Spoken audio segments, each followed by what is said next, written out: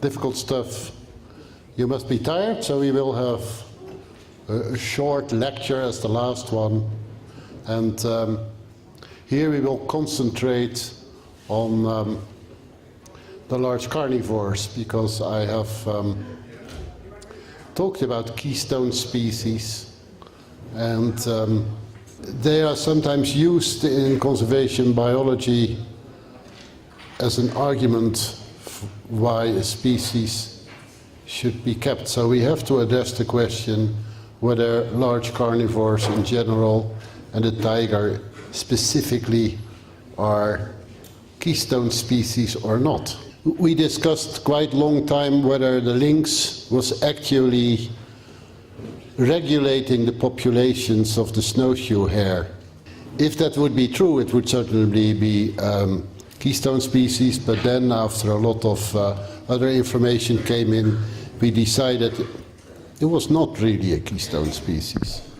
But is that true for other large predators as well? Now, one thing you could say, even without studying the whole community in detail, is that the tiger, for instance, and we'll see some other examples, has contracted its area of distribution very much, and so it has disappeared from a large region. So everywhere where it disappeared, it can't be a keystone species, and where it still is, the population numbers may be much lower than in the past, and that may also affect its possible function as a keystone species. So you could say, well, anyway, at this moment, there's little evidence that they are keystone species. And indeed, when you look at the population decline of the tiger, you see that it has really lost a very large part of its population density. Loss in tiger numbers correlates very well with a loss of the forest area. It goes hand in hand.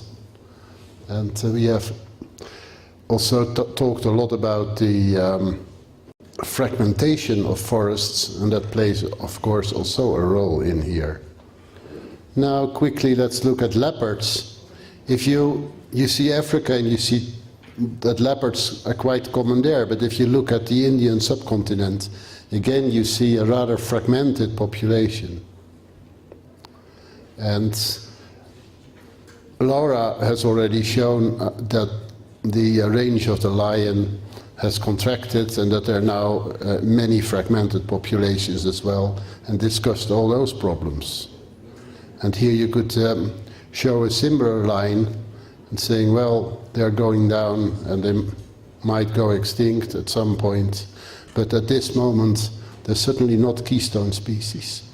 I talked about the lion also saying that it was not a keystone species, also with the argument that maybe it was not regulating the prey populations.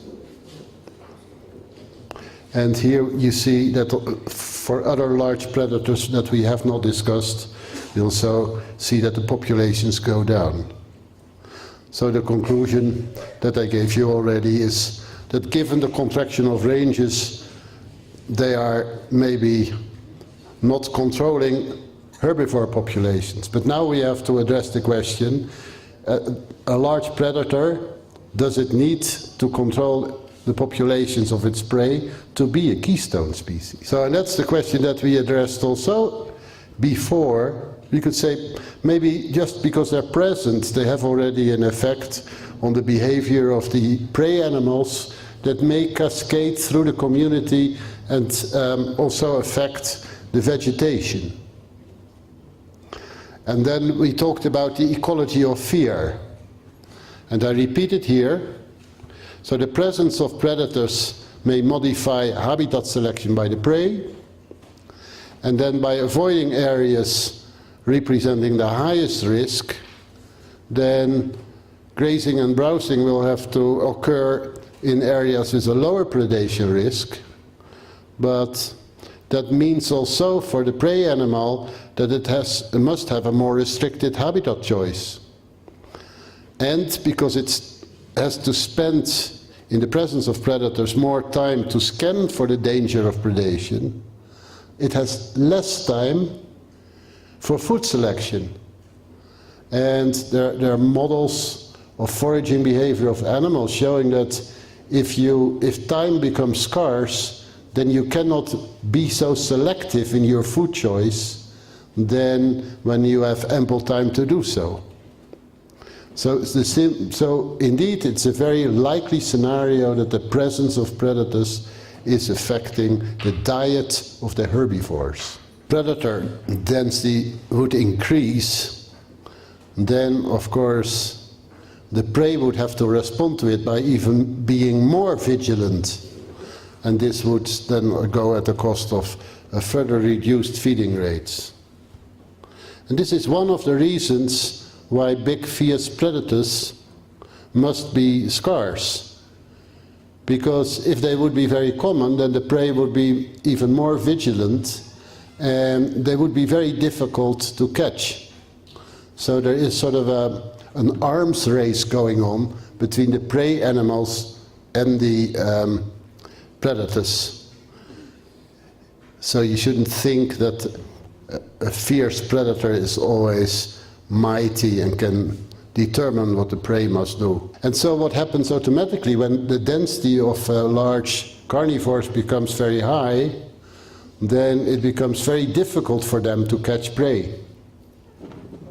And so that makes that the number of predators in a natural environment where we do not interfere would still be so that it couldn't be too high, and when it gets low, then the prey animals relax their vigilance and then prey becomes easier to catch, and that helps a low population of predators to restore its population size. I showed you already the effect of the wolves in Yellowstone Park, and in fact the number of wolves that are there is not very large, but it has had an enormous impact on the whole community. And here in the left graph you can see that indeed vigilance and its effectiveness changes with the predation rate. So if there are more predators, the prey animals are more vigilant, and so they start to flee at a longer distance, etc., which makes that the prey can be more difficult to catch. So, because these large animals can scare their prey into different behavior, they don't need to be controlling their population densities to be keystone predators. So in fact we can answer the question, are these large predators, are they keystone species? We can say yes, because their effect on the population numbers of the prey is not the only effect. The effect on the behavior is very important, and it carries through the whole ecosystem. So if people ever ask you, what is the function of having tigers in our forests, we could do without them, then that's the answer that you can give. So the conclusion is, indeed, our large predators are keystone species. Now something we have not addressed is the role of large predators in evolution.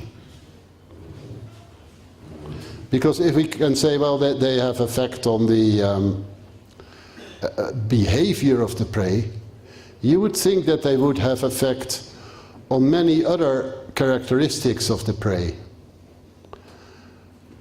The presence of these large predators makes that any character that contributes to escaping predation will be selected for when there are predators.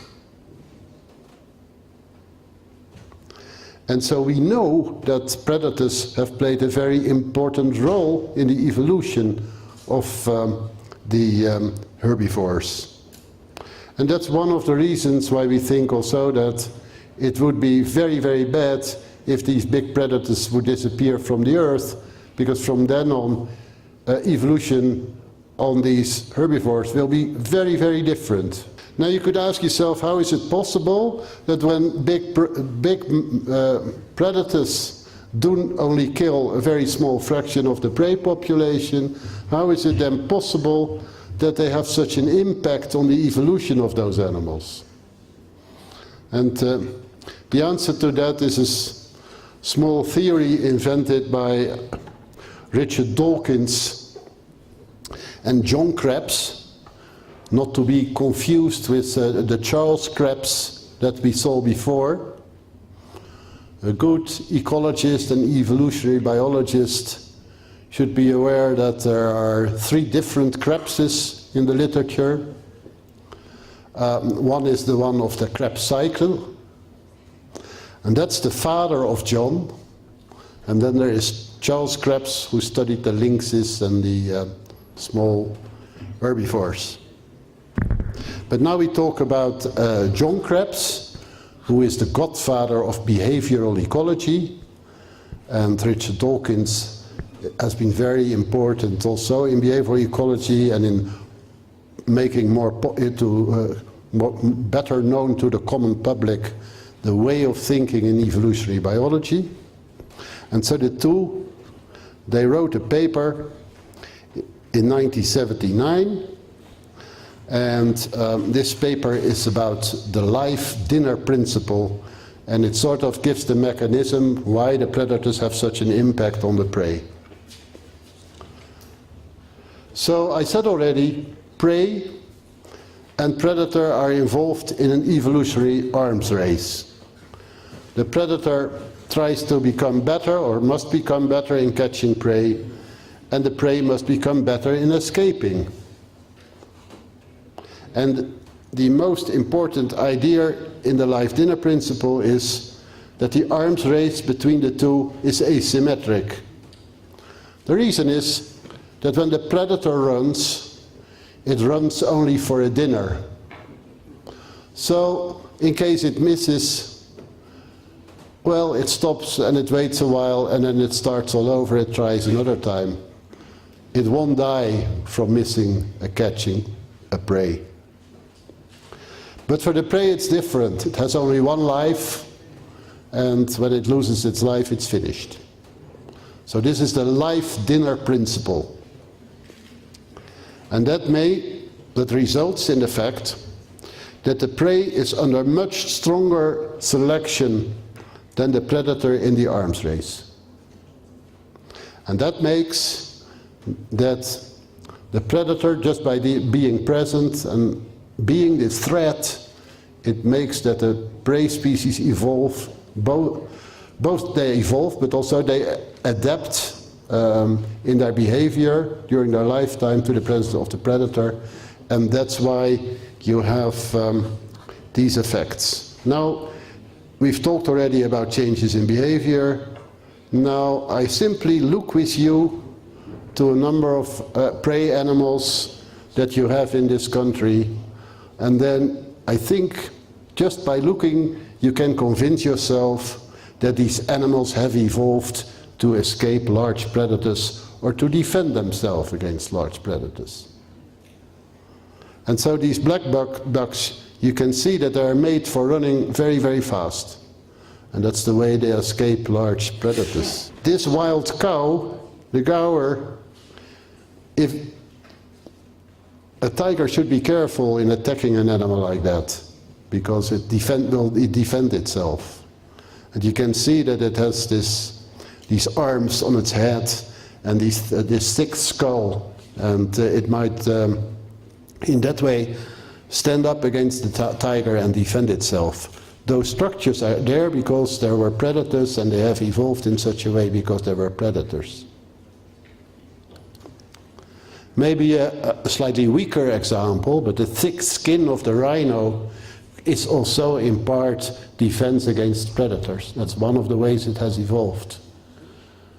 Of course, it has also evolved armor plates because rhinos do a lot of fighting with each other, And that has certainly been also an important selection factor, making the thick skins of the rhinos. Animals that look rather vulnerable to big predators, they often live in groups. And the reason they live in groups is that when you have to be vigilant, one pair of eyes often is not enough. And so what happens with animals that live in a group, they have a smaller chance of being taken by a predator because there are more eyes that are vigilant, which makes that they can flee when the tiger is still at a reasonable distance, and that makes that they can still outrun the predator. Another thing which is very useful is if when you live in groups and you have to be vigilant, for each individual it means you have to be less vigilant. You can spend more time feeding because in the meantime others are watching for you. So this is a force that makes, that helps to evolve social behavior in herbivores. So these are different ways in which the large carnivores have put selective pressure on the prey species and are part of their evolutionary history. And if we take away that pressure, then the evolution will be very different. We have already concluded that big predators are keystone species, but there's other reasons to protect them. Some of the arguments we've mentioned already. So first of all, big, large predators, they're icons of biodiversity. The reason that the Himalayan Tiger Foundation is called Tiger Foundation is that it appeals to people when you say that you're protecting tigers, but secretly we want to protect the whole biodiversity. So in fact, the tiger for us is an umbrella over all our projects. And you can do that because tigers, they need a lot of space. So if you protect animals that need a lot of space and you make, you reforest and you make corridors for them, then certainly much smaller animals will use the same corridors also. And so by protecting the tiger, you're indeed protecting many, many smaller species.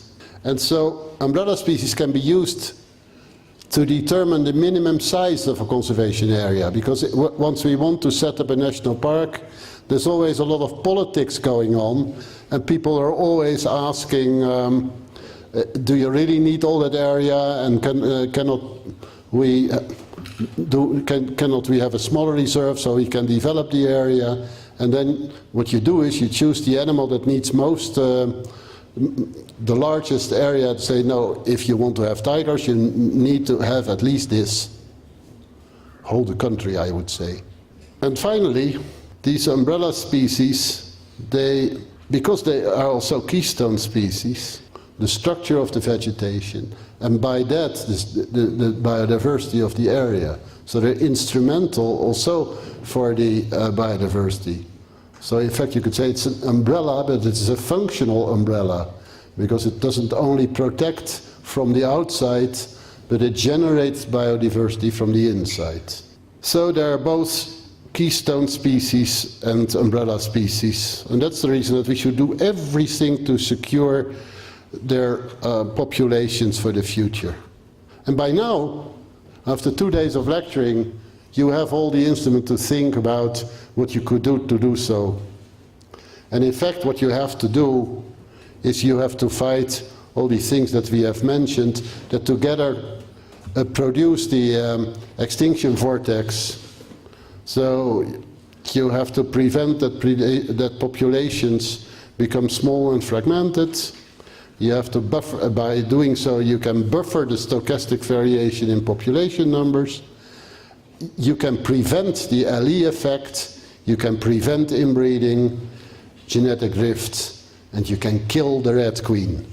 And so I think most of all, restoring the connectivity of landscapes and connecting the parks by habitat reconstruction, and that is reforestation. That is very important. And you should know that you have a very important heritage, because the Terai has one of the densest populations of tigers in the world. And so you need those corridors to connect the areas where there are still tigers. And I come back to the slide I showed you already, but now with emphasis on the part we didn't discuss. I said there is a correlation between the area of forest and the number of tigers. Tigers go down at the same rate as forests go down. So one of the things, if we want more tigers to do, is to reforest, to increase the forested area again. And that will be one of the things that we all can try to make it happen. And that's a challenge for the future that we would like to share with you. Thank you very much. I really have a question, running out of questions. It seems like to me that we need to have a tiger conservation and deer conservation, and it seems like to me that we're trying to catch the tail of a fast-moving large animal like a whale in the ocean, and things are in the state of dynamic state. You see, things are changing. I do thank you for a wonderful 2 days. It was fascinating for someone like myself who has no knowledge of biological sciences. I come from science and engineering background, but it was very fascinating. I mean, I do come to a conclusion that reforestation and ecological protection is so critical to our survival and our future survival. And looking at the complexity of the issue, and I do realize the models will be probably very imperfect. It is a very challenging task, yet it is a wonderful journey, so to say. So I thank you very much. I don't really want to ask any more questions, so thank you. Thank you very much for your kind words. And I'd like to comment on how you started by talking about that things are in flux and fast moving. And I would like to explain to you that it seems, maybe from the outside, that when you designate an area of land as a national park, that then the only thing that happens, that the flux then stops. But I want to stress that this is not the case, and that there is the challenge. When in '76, I think, for instance, Bardia became a nature reserve, of course that was already a significant step, and then in the 80s somewhere it became a national park. But before that it was exploited by men. And now we look at the forest and we think it's natural. But if you look a little bit better, you see that it's still an environment that is slowly recovering from human impact. And so everything in that forest is in flux and changing.